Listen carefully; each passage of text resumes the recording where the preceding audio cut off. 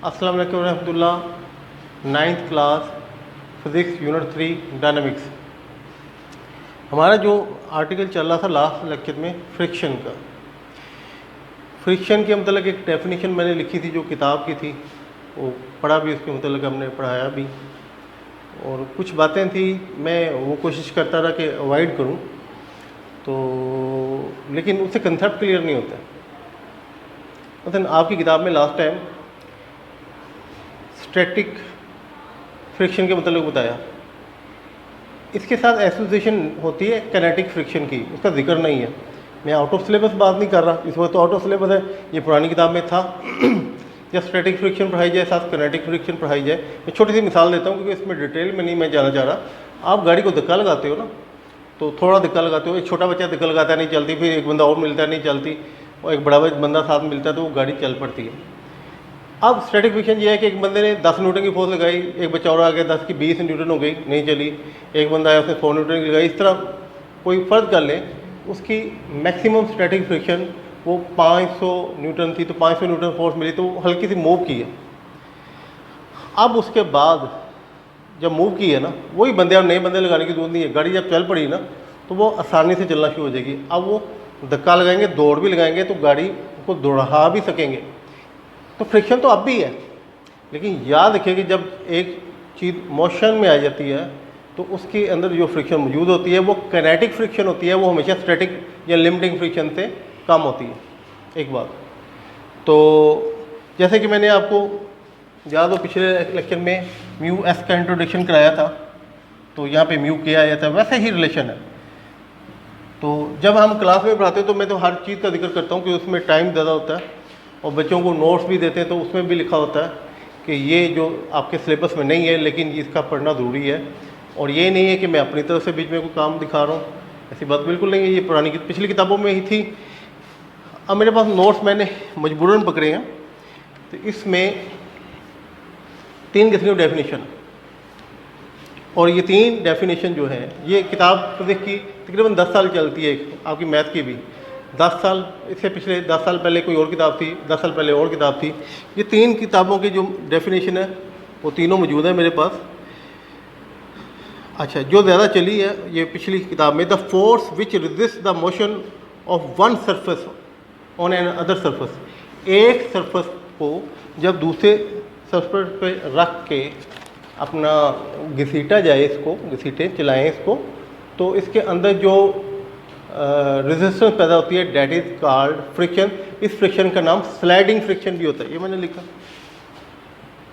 हम only friction friction पढ़ते रहे जो, वो उसका मतलब है स्लाइडिंग फ्रिक्शन, ये स्लाइडिंग हो रही है। अच्छा, उसकी जो अगली डेफिनेशन है वो आपकी किताब से ही है मेरे ख्याल में, the force that opposite the motion of moving object is called friction. ये एक और, the force that causes resistance against the relative motion between two surfaces is called friction। ये relative motion होती है, ये जब फ्रिक्शन है कि एक दोनों को अगर चला दें, ये आगे की तरफ जा रही है, पीछे की तरफ जा रही है, ये relative एक के लिहाज से दूसरे मूव कर रहा होता है। तो ये जब फ्रिक्शन का जिक्र किया जाए या स्लाइडिंग फ्रिक्शन, आपको बताने के लिए जो बातें मैं कि that both are same thing. आप फ्रिक्शन बोले, आपकी किताब में फ्रिक्शन लिखा है, स्लाइडिंग फ्रिक्शन भी पिछली किताबों में लिखा हुआ है, तो उसमें ओ आर और लिखा हुआ है कि ये दोनों स्लाइडिंग फ्रिक्शन। अब जो नेक्स्ट स्टेप पे हमने आना है वो है रोलिंग फ्रिक्शन।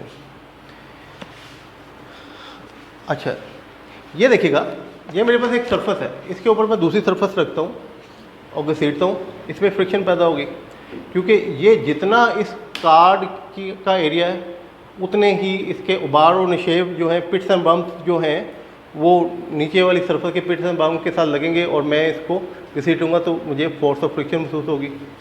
अच्छा, अगर इस कार्ड को पकड़ के मैं एक का पहिया बना दूँ, व्हील बना दूँ, इसका गोल कर दूँ, अब अगर मैं इसे जिस सरफेस पे रखूँगा तो इसका थोड़ा सा हिस्सा को टच कर रहा, इसको थोड़ा सा हिस्सा इसको टच कर रहा, पहले तो सारा कर रहा था, अब थोड़ा सा। अब जब मैं इस पर रोल करूँगा, घसीटना नहीं है, ठीक है, इसको जब मैं इसको रोल करूँगा, इसके अंदर जो फ्रिक्शन है बहुत कम हो जाएगी, क्योंकि अब ये पहले 100% टच हो रहा था, अब तकरीबन जो है कह लें 1% टच हो रहा है सिर्फ नीचे, सारा तो वो रोल में चला गया, ठीक है।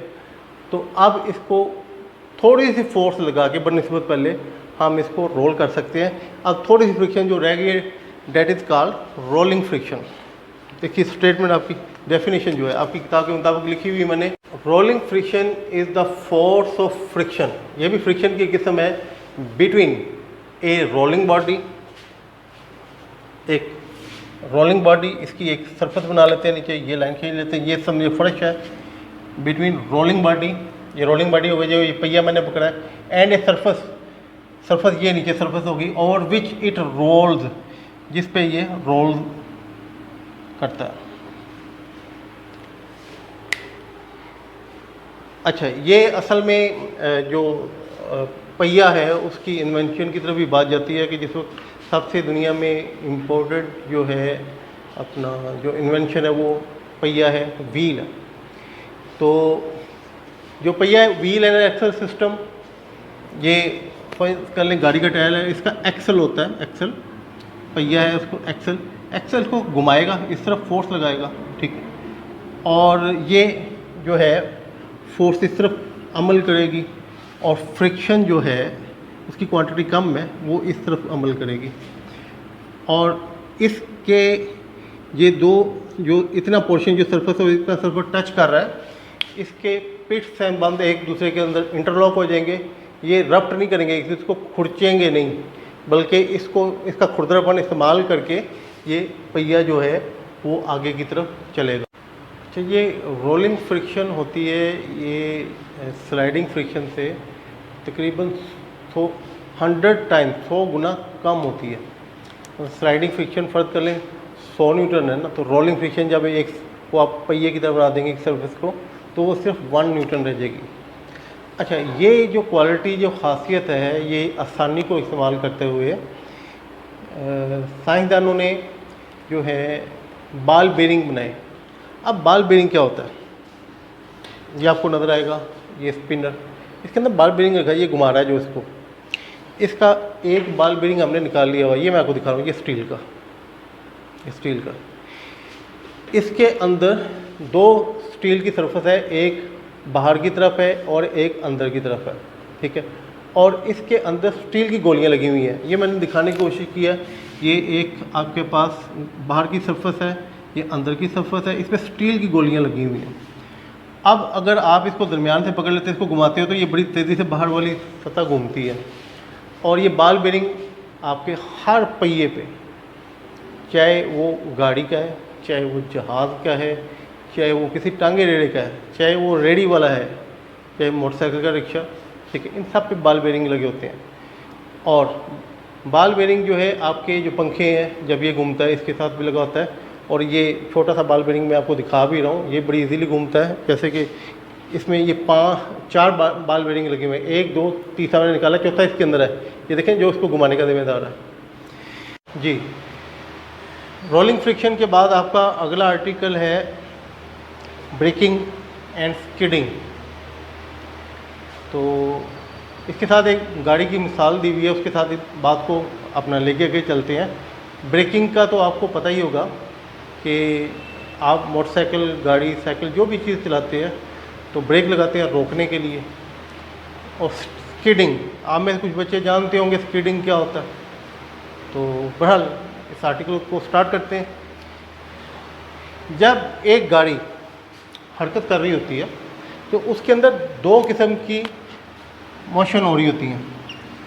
एक वो स्ट्रेट रोड की तरफ चल रही होती है, दूसरी उसके टायर जिसके अंदर रोटेशन होती है, ये पहिया रोटेट कर रहा होता है, और इसका जो एक्सिस ऑफ रोटेशन है ये इसका एक्सल है, ये इस और वो एक्सल ही उसको घुमा रहा होता है इंजन के थ्रू।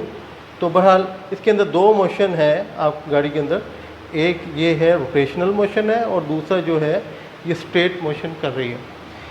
अच्छा, अब ये motion of the wheel along the road और दूसरी इसकी जो मोशन है rotation of wheel along their axis, ये दोनों मैंने इस डायग्राम के ज़रिए आपको बता दी।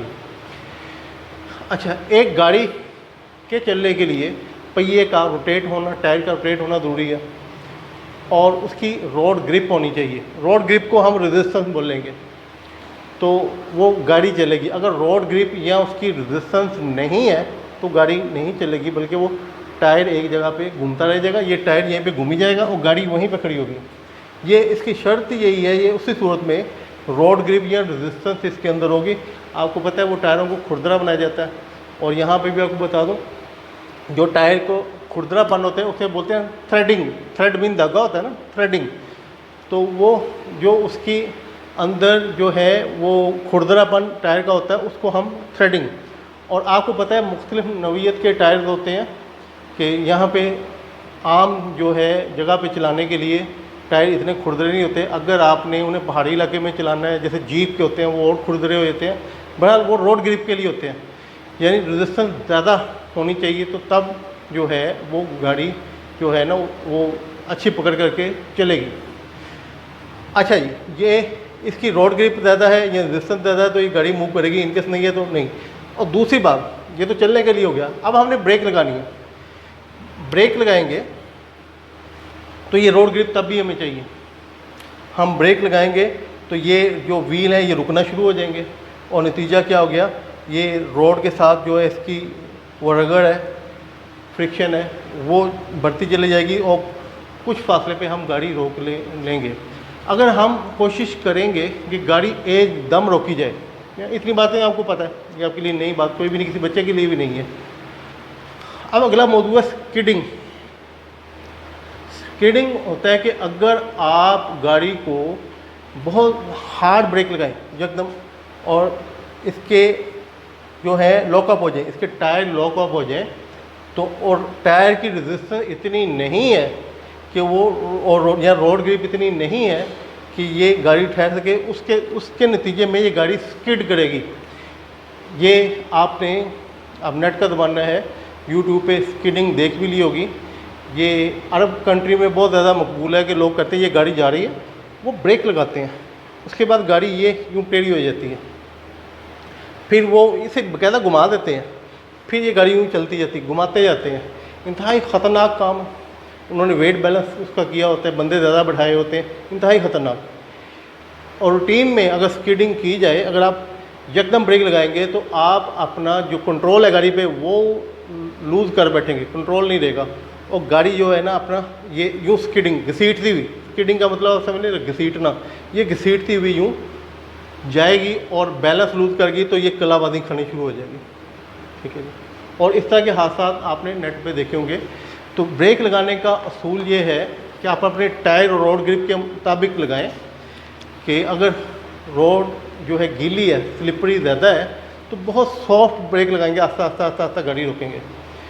और उसके अलावा अगर खुश्क भी है तो यकदम तेज़ गाड़ी को कोई भी नहीं रोकता, उसका एक डिस्टेंस होता है कि आप इतने किलोमीटर फी घंटा की रफ्तार से चल रहे हैं। मिसाल देता हूँ, क्योंकि ये फिज़िक्स में ये जो है ए लेवल ओ लेवल में पढ़ाया भी जाता है इस चीज़ को, कि गाड़ी जो है 100 किलोमीटर पे चल रही है तो आपने सेफ उसको रोकना है, तो कितने किलोमीटर पे, कितने मीटर या किलोमीटर पे जाके उसकी ब्रेक लगेगी, वो 1.5 किलोमीटर के करीब गालबन वो फासला बनता है, अंदाज़न बता रहा हूँ, कि जिसके अंदर आपने ब्रेक लगानी होती है। उससे हार्ड ब्रेक लगाएंगे 100 किलोमीटर फी घंटा की रफ्तार से जा रहे हैं तो वो ख़तरनाक होगा।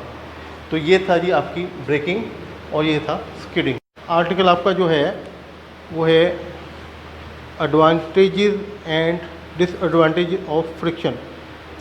पहले डिसएडवांटेजेस हम जो है ना वो डिस्कस कर लेते हैं, कि जो फ्रिक्शन है उसकी मौजूदगी में अगर आपकी गाड़ी की टायरों की फ्रिक्शन ज़्यादा है और उसकी वजह से फ्यूल ज़्यादा लगेगा, टायर ज़्यादा गर्म होंगे।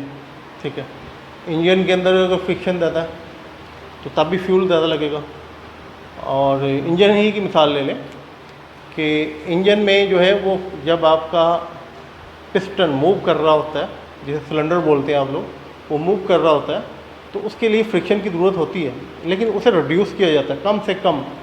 फ्रिक्शन के बगैर तो नहीं वो इंजन अपना काम कर सकता, ज़रूरत है कम से कम करते हैं। उस काम करने की वजह से जो पेट्रोल जो है या आपका ईंधन है वो कम लगेगा, ज़्यादा फ्रिक्शन होगी तो ज़्यादा। इसी तरीके से कि फ्रिक्शन ज़्यादा की वजह से इंजन जल्दी ख़राब होगा, आपके टायर जल्दी घिसेंगे और आपकी एनर्जी जो है वो ज़्यादा जो है वो इस्तेमाल होगी।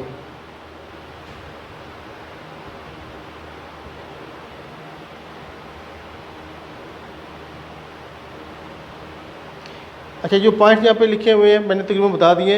It opposes the motion of body in motion and limit the speed of the object. अच्छा, most of our usable energy is lost as heat and sound, ये बता दिया आपको। Friction also causes wear and tear of the moving parts, ये जो उसके parts ख़राब हो जाते हैं। पहले वक्तों में जो अपना गाड़ियाँ होती थी वो 40-50 हज़ार किलोमीटर चलती थी, आपको उसका इंजन ओवरहाल करवाना पड़ जाता था इतने किलोमीटर। अब 2-2, 3-3 लाख किलोमीटर गाड़ी चलती, क्योंकि वो फ्रिक्शन कम होनी शुरू हो गई ना। अच्छा, ये तो मैंने डिसएडवांटेजेस डिस्कस किए। अब एडवांटेजेस ऑफ फ्रिक्शन। फ्रिक्शन के एडवांटेजेस हम डिस्कस करते हैं पीछे, कि फ्रिक्शन होगी तो हम चल सकते हैं। अच्छा, फ्रिक्शन होगी तो हम ये कील जो है वो दीवार के अंदर लगाएंगे। कील से ज़्यादा पेच की फ्रिक्शन होती है, वो हम उसको कस देते हैं तो उसकी फ्रिक्शन ज़्यादा होती है। और इसके अलावा जो बर्ड हैं, परिंदे हैं, वो फ्रिक्शन की वजह से ही वो उड़ पाते हैं। और फ्रिक्शन की वजह से ही हम पेपर पे लिखते हैं। पेंसिल और कागज़ के दरमियान या पेन या कागज़ के दरमियान फ्रिक्शन होगी तो हम लिखवाएंगे। मिसाल ले लें, आप बहुत ही चिकनी चीज़ ले लें, प्लास्टिक की शीट ले लें, उस पर लिखेंगे, आमतौर पे लिखना मुश्किल हो जाएगा। जितना मुलायम होगा उतना लिखना दुश्वार होगा। नेक्स्ट आपका आर्टिकल है, छोटा सा आर्टिकल, कि मेथड ऑफ रिड्यूसिंग फ्रिक्शन, हम किस तरीके से फ्रिक्शन जो है वो कम कर सकते हैं। तो फ्रिक्शन जो है, दो जो सरफेसेस है उसके दरमियान स्लाइडिंग करें तो फ्रिक्शन पैदा होती है। अगर हम उनको बहुत ज़्यादा प्लेन बना लें, बहुत ज़्यादा मुलायम बना लें, तो उनके दरमियान फ्रिक्शन कम हो सकती है। दूसरा तरीका, लुब्रिकेट कर दें। लुब्रिकेट आप इसको तेल की मदद से भी कर सकते हैं, पानी की मदद से भी कर सकते हैं। लोहे को जब एक कारीगर काट रहा होता है आरी के साथ, तो थोड़ी थोड़ी देर बाद लोहे पे पानी डालता है फ्रिक्शन कम करने के लिए। तो ये भी इसका तरीका है। उसके बाद जो मूविंग बॉडी है उन्हें स्ट्रीम लाइन बनाए, जैसे फ़िश मछली की शक्ल नहीं होती, जहाज़ की शक्ल, जो तेज़ चलने वाले जेट तैयारे हैं उनकी शक्ल आगे मछली की तरह पतली होती है। तो इस सेंस में उनकी फ्रिक्शन कम हो जाएगी और वो ज़्यादा स्पीड के साथ चल सकेंगे। और इसके बाद बाल बीरिंग हमने पढ़ा था, बाल बीरिंग की मदद से भी हम फ्रिक्शन कम कर सकते हैं। ये 4 पॉइंट किताब के मैंने डिस्कस कर दिए। इसके अलावा एक चीज़ हो, कैरम बोर्ड आप लोग खेलते हैं, कैरम बोर्ड, उसमें एक बोरेक्स पाउडर होता है, पाउडर डालते हैं और उसकी जो लकड़ी होती है प्लेन, उसका जो सरफेस होती है उस पर हम पाउडर फेंकते हैं और वो बहुत ज़्यादा मुलायम हो जाती है। जो खेलने वाले हैं वो इस बात को समझें, पाउडर की मदद से भी हम फ्रिक्शन कम कर सकते हैं। तो ये आज का आर्टिकल जो है, आज का जो अपना लेक्चर है यहाँ पे ख़त्म करता हूँ। इसके बाद इससे आगे चलेंगे, इंशाल्लाह मुलाकात होगी। अल्लाह हाफ़िज़।